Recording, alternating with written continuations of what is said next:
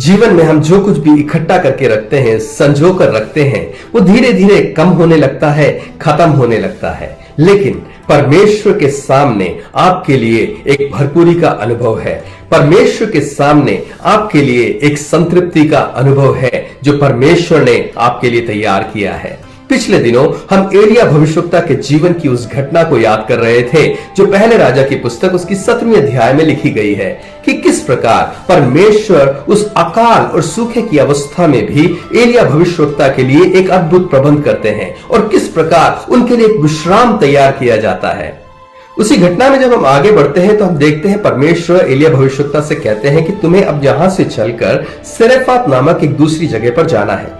जब एलिया भविष्यवक्ता सरेफात पहुंचते हैं तो वहां पर वो एक स्त्री को देखते हैं जो कुछ लकड़ियां बीन रही होती है। ये एक विधवा स्त्री थी और इस स्त्री से एलिया भविष्यवक्ता कहते हैं मेरे लिए पीने के लिए कुछ पानी ले आओ। और जैसे वो स्त्री पानी लेने जा रही होती है वो उससे फिर कहते हैं कि मेरे लिए रोटी का एक टुकड़ा भी लेते आना। इस पर वो स्त्री पलटकर कहती है स्वामी हमारे पास रोटी है ही नहीं, हमारे पास घड़े में केवल थोड़ा सा आटा और कुप्पी में थोड़ा सा तेल बाकी है और ये जो लकड़ियां मैं बीन कर ले जा रही हूं इसी से उन्हें पकाऊंगी और मैं और मेरा बेटा उसे खाकर मरने जा रहे हैं। इस पर एलिया भविष्यवक्ता उसे कहते हैं कि जैसा तू कर रही है ऐसा ही कर, लेकिन सबसे पहले मेरे लिए आज्ञा मानते हुए मेरे लिए एक रोटी बना कर ला और उसके बाद तेरे घड़े का आटा न कभी कम होगा और न तेरी कुप्पी का तेल कभी घटेगा। जब तक ये परिस्थितियां टल न जाए, जब तक ये सूखा समाप्त न हो जाए, तब तक तेरे पास कोई कमी न रहेगी। वो स्त्री ऐसा ही करती है, विश्वास के साथ आज्ञा मानते हुए। और वचन कहता है कि उस पूरे अवस्था के बदलने तक, उन परिस्थितियों के बदलने तक उस स्त्री के घड़े का आटा न कम हुआ न उसकी कुप्पी का तेल कभी घटा। यह घटना हमारे सामने बहुत से विचारों को रखती है। मैं केवल आपके सामने 2 सवाल और एक आश्वासन इस घटना के द्वारा रखना चाहता हूं। पहला सवाल, आपका भरोसा किस पर है? Where do you place your trust? संसार में जब हम रहते हैं हम कई बातों के ऊपर अपना भरोसा रखते हैं। एक घड़े के आटे के ऊपर, एक कुप्पी के तेल के ऊपर, या हमारे बैंक अकाउंट के ऊपर, या हमारे रिश्तेदारों के ऊपर, हमारे स्वास्थ्य के ऊपर, हमारे दिनचर्या के कार्यों के ऊपर हमें हमारा भरोसा रहता है। लेकिन जैसे उस घड़े का आटा कम हो गया, जैसे उस कुप्पी का तेल घट गया, वैसे ही हमारे इकट्ठे किए हुए हर एक रिसोर्स खत्म होने लगते हैं और फिर हम चिंताओं से घिर जाते हैं। विशेषकर इस समय कई लोगों के लिए एक दिन मुश्किल था, कई लोगों के लिए एक हफ्ता मुश्किल था, कई लोगों के लिए एक महीना मुश्किल था और कई लोग एक महीने के बाद और कुछ दिनों के बाद इस चिंता में घिरे हुए हैं कि आगे क्या होगा और कैसे होगा। हो सकता है कि तनख्वाह और सैलरी आपके पास नहीं पहुंच पा रही है। हो सकता है जो योजनाएं आपने बनाई थी वो शायद पूरी नहीं हो पा रही है। एक घटी का अनुभव, एक कमी का अनुभव हमारे जीवनों के सामने हम महसूस कर रहे हैं, उसे हम देख रहे हैं।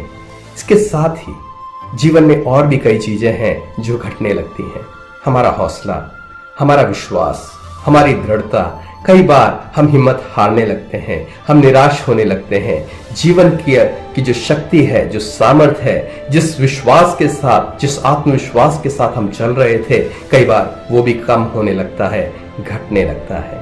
लेकिन परमेश्वर कहता है इन सब बातों पर अपना भरोसा हमें नहीं रखना है। वचन हमें सिखाता है कि मनुष्य पर भरोसा रखना व्यर्थ है। वचन ये भी कहता है कि युद्ध के लिए घोड़े व्यर्थ हैं, रथ व्यर्थ हैं। हमारे जीवन को चलाने के लिए जिन बातों को हम महत्वपूर्ण स्थान देते हैं शायद वो हमारे भरोसे के योग्य नहीं है।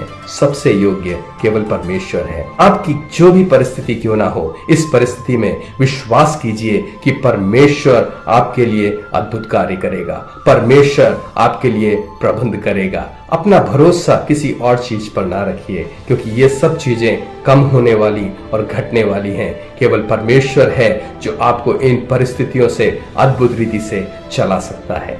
दूसरा सवाल, क्या आप आज्ञा मानने के लिए तैयार हैं? Are you willing to obey?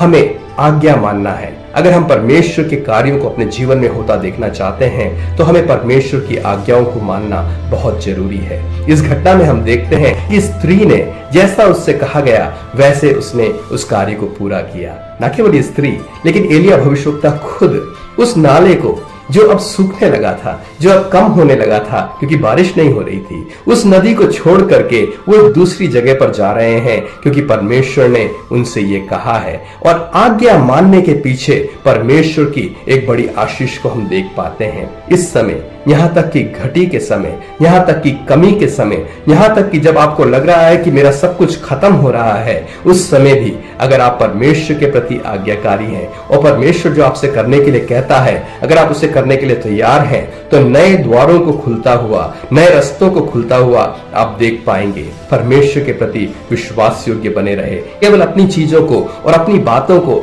जो आपने सोचा मेरे लिए महत्वपूर्ण है उन्हें पकड़े ना रहे, लेकिन परमेश्वर की आज्ञा के अनुसार अपने जीवन में एक एक कदम आगे विश्वास के साथ बढ़ाते जाएं, क्योंकि आप परमेश्वर के अद्भुत अनुभव को देखने पाएंगे। एक आश्वासन इस घटना में हम देखते हैं जब वो स्त्री कहती है कि मेरे पास कुछ भी नहीं है और हम केवल जो बचा कुचा है उसे खाकर मरने जा रहे हैं, तो एलिया भविष्यवक्ता इस प्रकार कहते हैं, डर मत, डर मत, लेकिन जैसा मैं कहता हूं वैसा कर, डर मत। परमेश्वर का वचन अद्भुत रीति से बार बार इस बात को दोहराता है, डरो मत, डरो मत, क्योंकि मनुष्य अपने जीवन में डरा हुआ है। विशेषकर इन परिस्थितियों में हम डरे हुए हैं। मनुष्य अपने जीवन में डर का सामना कर रहा है, लेकिन परमेश्वर कहता है डरो मत। आज अगर हम परमेश्वर के ऊपर भरोसा रखते हैं, इस संसार की बातों पर नहीं, परमेश्वर के ऊपर भरोसा रखते हैं और अगर हम उसकी आज्ञा को मानते हैं तो परमेश्वर का आश्वासन हमारे लिए यह है, डरो मत। और आज मेरी प्रार्थना आपके लिए यही है कि आप इन परिस्थितियों में एक घटी को और एक कमी को नहीं, लेकिन परमेश्वर के अद्भुत प्रबंध और अद्भुत कार्यों को देखने पाए। और इसे करने के लिए परमेश्वर आपको वो मन दे, वो अनुग्रह दे कि आप परमेश्वर की आज्ञाओं को मानते हुए चलते जाएं। और मेरे प्रियो, आप बिना डर के, बिना भय के, हिम्मत के साथ अपनी इन परिस्थितियों को बदलता हुआ देखेंगे और आप देखेंगे परमेश्वर के उस अद्भुत कार्य को। प्रभु आपकी सहायता करे, प्रभु आपको आशीष दे।